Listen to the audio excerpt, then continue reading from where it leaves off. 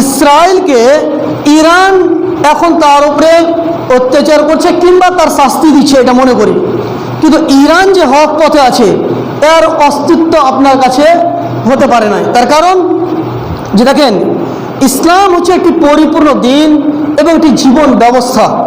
এবং এটাও জেনে রাখুন, যদি কোনো ব্যক্তি নবী মুহাম্মদ সাল্লাল্লাহু আলাইহি সাল্লামকে অস্বীকার করে, নবী মুহাম্মদ সাল্লাল্লাহু আলাইহি সাল্লামের আদর্শকে নিয়ে কটূক্তি করে, তাহলে সে কখনো ইসলামের চিন্তাবিদ হতে পারে না, ইসলামের হিতাকাঙ্ক্ষী হতে পারে না।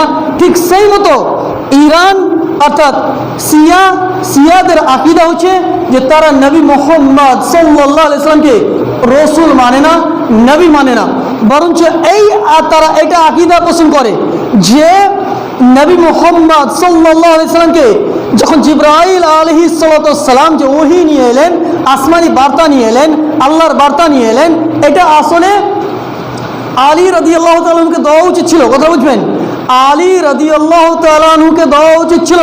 এটা ভুলবশত জিবরাইল আলাইহিস সালামের উপরে এই বার্তা, জিবরাইল আলাইহিস সালাম নবী মুহাম্মদ সাল্লাল্লাহু আলাইহি সাল্লামকে ভুলবশত দিয়ে দিয়েছে।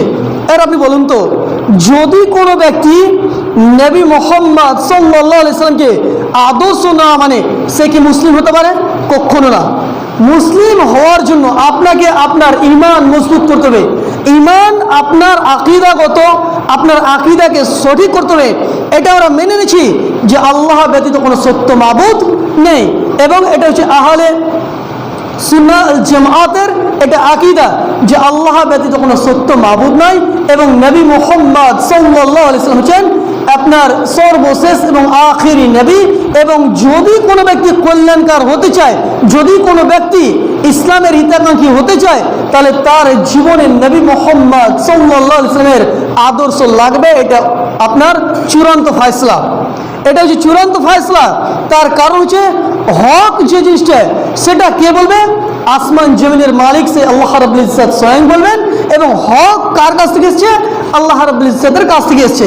এটা কোনো ব্যক্তি বিশেষ, এটা কোনো মানুষ বিশেষ জি না, বরঞ্চ নবী মুহাম্মদ সাল্লাল্লাহু আলাইহি সাল্লামও কোনো কথা ততক্ষণ পর্যন্ত বলতে পারেন নাই যতক্ষণ পর্যন্ত আল্লাহ রাব্বুল ইজ্জত তিনার উপরে ওহী না করে। তার মানে চলেন আমি যে কথাটা বুঝতে যাচ্ছি, যে দেখেন যে নবী মুহাম্মদ সাল্লাল্লাহু আলাইহি সাল্লাম একটি হাদিসের ব্যাপারে চমৎকার করে বলেছেন, এবং আমাদের সালাফ যিনারা আমাদের পূর্ববর্তী ওলামায়ে কেরাম, মুহাদ্দিস, মুহাক্কিক, মুকাররির, যিনারা আপনার মুস্তাহিদ ছিলেন, যিনারা কোরআন হাদিসকে বুঝতেন, কোরআন হাদিসের পণ্ডিত, তার মধ্যে ইমাম বুখারী